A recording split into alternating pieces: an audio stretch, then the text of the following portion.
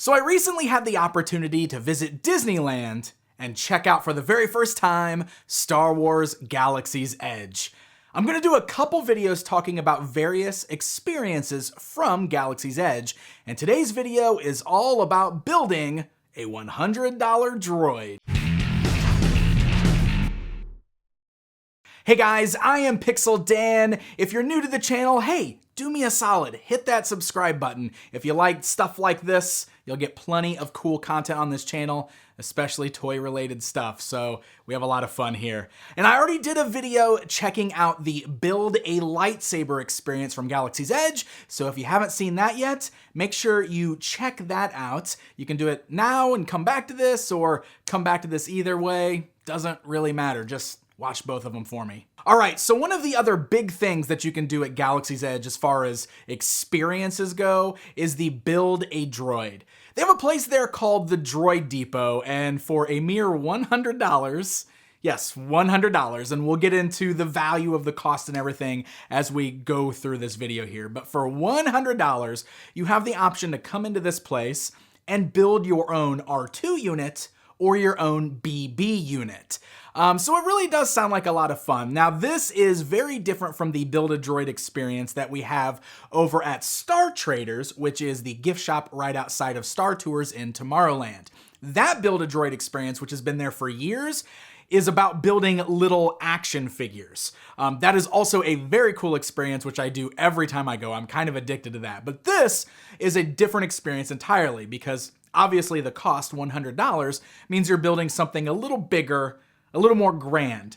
And what you got going on here is you're building a, not a full-scale droid, but you know, a smaller droid that has remote control capability, and plus the experience is supposed to be part of the fun. So let's go ahead and get right into that. So first of all, the Droid Depot is amazing theming. I mean, just like everything else at Galaxy's Edge, the theming of this particular building is very cool. You can look up at the ceiling and all around, it looks like there's like conveyor belts with pieces of droids kind of dangling off of it, going all around the building.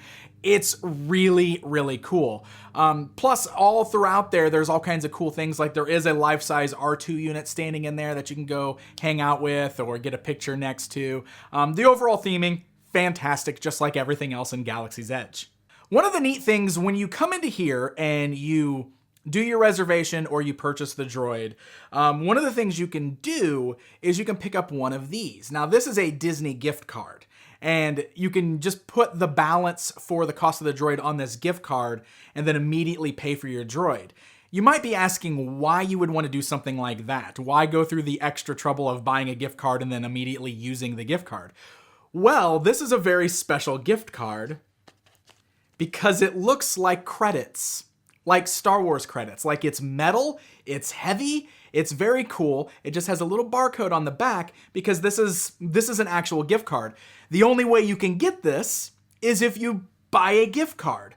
So consider doing this. The person working at the counter was super cool because they just offered this to me. When I went up to meet my reservation, they said, do you want one of the gift cards? The balance for it is this. I can put that amount on this gift card, and then when you go over there to pay for your droid, you can just use this and then you can keep it. So I was like, absolutely, that's amazing.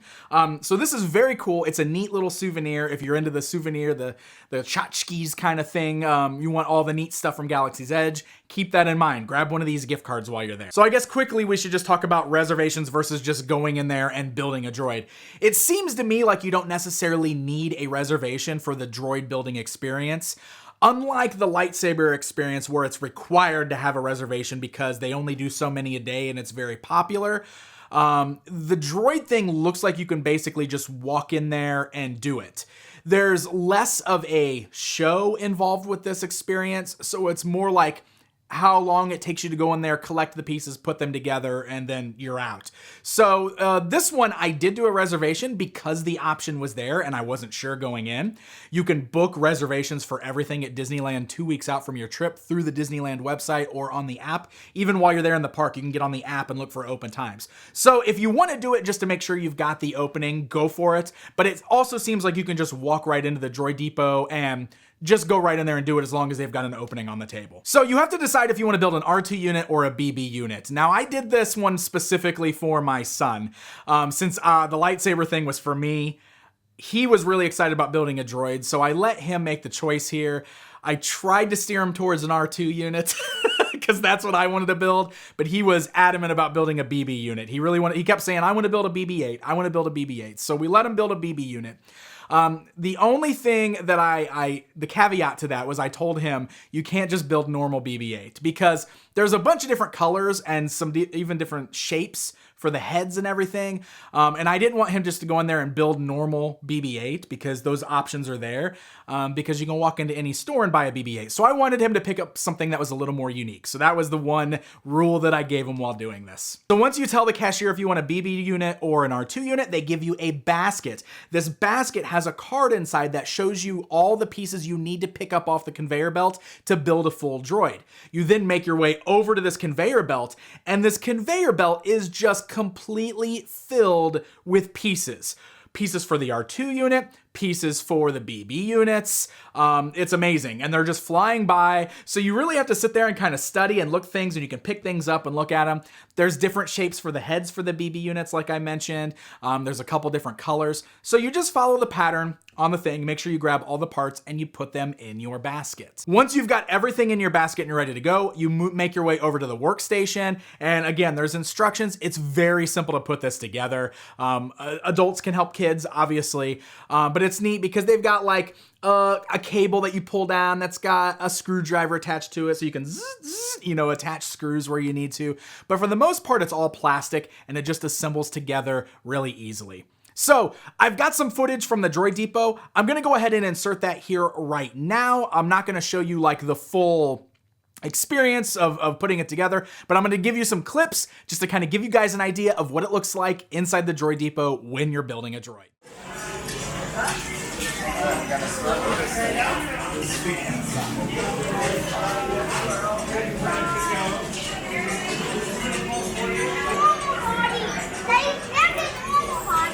Yeah, which color do you think we should get? Look, there's blue, there's black and white, there's purple and white, there's red and black and white. That one looks cool.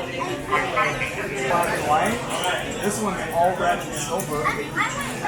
Black and white. It's gonna keep moving. This one? Okay. Or look here, this one matches black and white. Look at the top. Look, that's his eye.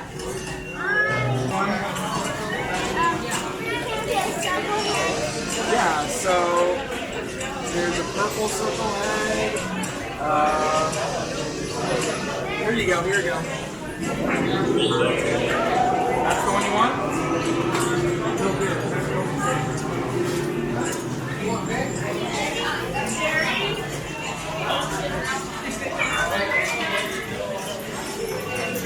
Okay, this is what we start with. So the instructions are right here. So we got to pick 2 wires to put on here. So you want a silver wire and a blue wire? Alright, cool. There you go. Look at that. That's cool. Okay, so that's one. And step 2, we put it inside here. Plug it onto... Oh, I see. It goes like this.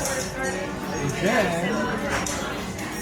So where do they finish? Okay, watch this. All the way to the front. Alright, okay, put this button on here. There you go. Now this one. Same thing. Alright. Look at that. We screwed it together. When finished, press your alert tech button. Here, press this button right here. There we go. Hit that red button right there. That's going to activate your droid. Push it. Priming. See, watch it.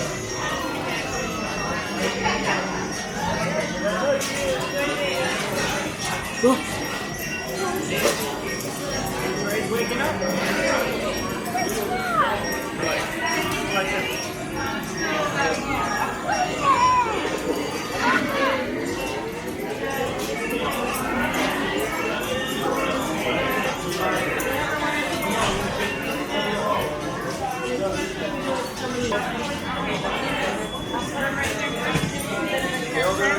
Just be careful with these.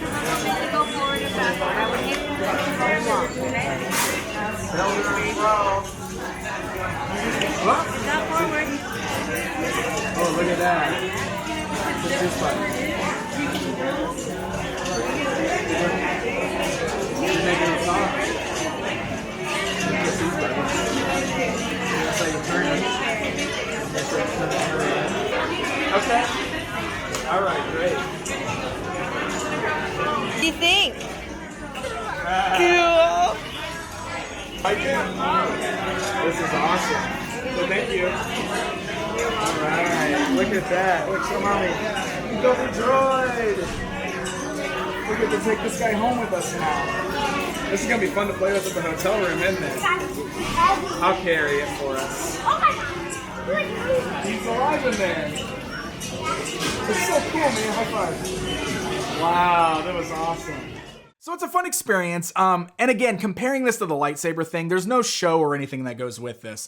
It's very much you just come over there, you put the thing together yourself, then you call over one of the employees. There's like a button that you push when you're ready. That's fun. That's one of those things kids like to push the button to say that they're ready. An employee comes over, they inspect it to make sure you assembled it correctly. Then they basically, they pull out one of the remotes. They put the droid in this little docking bay.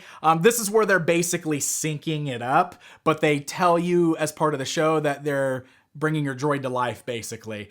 So it's a real fun thing. You watch the lights light up, and then when the lights get all the way to the top, your droid starts moving, and he comes alive. And then they pull him out, and they hand you the remote, and you're good to go. Then they put it in a little carry box, and you're on your way. That's the end of the experience. So this is the BB-8 unit that my 5-year-old decided to build. He liked the black colors, so that's what we went with. You can see the scale of him here. He is also, I don't know if you can tell this on here, but he is very dinged up already. So this is something we should definitely talk about. Since it's a BB unit, he's gonna be rolling all around, right? And probably more so than the R2 units. I don't know for sure since I don't have one, but probably more so than those. These guys are gonna get scuffed up a lot easier. We have hardwood floors in our house. So rolling this guy all around, he's got scuffs and scrapes and dings all over him at this point, but he's been played with. And I mean, that's the thing. If you're buying these for a kid's gonna play with them. So that kind of thing is probably gonna happen. I don't know if there would be a way to avoid that because of the nature of the actual toy. So if you maybe picked up that larger scale remote control BB-8 that came out a couple years ago, I did a review on it back then. You probably are familiar with how this works. This is much smaller than that one, but the head is still magnetic just like that, which makes total sense, right? I think that's how like the actual BB-8 in the movies works, because the magnet inside is what allows the head to kind of stay on top while the body is rolling around. So it just clips on there magnetically. So let me show you just some of the pieces here. When you're assembling it, you're doing things like you attach the antennas on here. These are just plastic. They plug into the head. The body pops apart just by giving it a twist and pulling it apart. And see, they're just like these empty shells, but on the inside, this is the robot right here. This is the big thing. It's heavy, it's weighted, it's got wheels on it. You also attach these like little wires here. They're like fake wires, but it's fun. But this is also where the on-off switch is in here. So if you ever want to turn them on and off, you actually have to, pop the body apart there. Yeah, right there, on and off. So that's the bulk of it right there. That is really all you're doing. There's not a lot of parts to assemble this guy. Of course, this is also where you would put batteries when you need to get new batteries. Batteries, of course, comes with him. When you're putting the shells back together, there's like 2 little arrows there. So you just line it up that way, and then the head, sticks magnetically on the top, just like that. And this is your remote. I do really like that you get an actual physical remote. I always complain when I review like RC toys where the remote is your smartphone, just because I don't know, I like feeling actual buttons. So I do appreciate this. So this has got its own power button on the back that you can turn on and off. Forwards, backwards, left and right. And then you've got this right here. Basically, the big red button is kind of what straightens him out. So like if you ever need to get him re-centered, that's good for that. And then when you press the sound effects button, we'll get him to do some sound effects.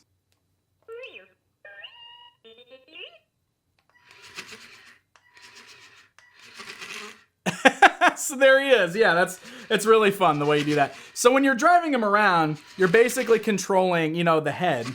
That's how we get him to turn left and right.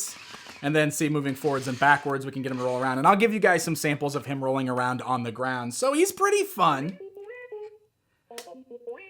The sound effects are really, really cool. So I will say, we've had a lot of fun with this. We've been playing with it pretty hardcore since we've been home from Disneyland.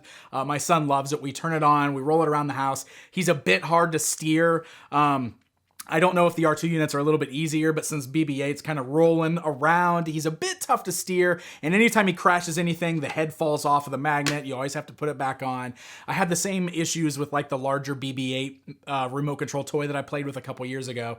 The only thing I will say about this is he already seems to be not working as good as he was when we first got it. He's having a real hard time turning. And I don't know if you can hear this.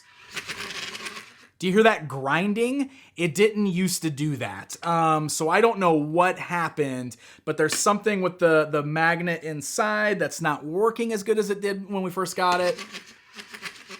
And he's a little bit harder to steer as a result. Now, like I said, we've been playing with it a lot, but I imagine these are supposed to be built to kind of roll around and everything. I don't know. I'm a little bummed that he doesn't work as smooth as he did when we first got him, especially since he was a $100 toy. So a few other things that are worth talking about with the Droid Depot, with the R2 unit specifically, it seems like there are a lot more customizations for it. You can even buy extra stuff after you build it. They have interchangeable plates so you can change the color of your droid after the fact. They have accessories you can buy, like you can buy the little drink tray with the drinks like R2 had on the sail barge. You could buy that for your droid. They didn't have any accessories for the BBs. And I don't know if that's just because they didn't have them right now, but when I was there were none. And that is an additional cost, which is fine. I didn't know if I wanted to buy extra things. Spencer was a little upset that he couldn't buy extra things for his droid. I also know, I think they've got personality chips, which is interesting sounding. I think you can actually buy these chips and then change the personality of your droid. They also had none of those when I was there. I've read about them, but they had nothing like that when I was there, so I missed out on that entirely. So all in all, what do I think of the experience? It's very different. This is not like a big immersive show kind of experience like the lightsaber thing. It's fun picking your parts. It's fun assembling it. It does make a pretty fun remote control car. I had a lot of fun doing this with my son. Is it worth $100? No, I don't think it's worth $100. That feels a little bit high. With the lightsaber thing, the $200, I know a lot of people were still telling me they think $200 is too much, but I felt like I got my money's worth out of the lightsaber experience. I got a replica lightsaber, which already sells regularly for about $180, plus I got like this whole immersive experience out of it. With the droid, I basically walked in, I picked up the pieces, I put the thing together myself, and we were ready to go. So it wasn't the same kind of experience, and I don't feel like this is more than maybe a $50 to $60 toy. So $100 definitely feels like it's got that Disney inflation on there a little bit.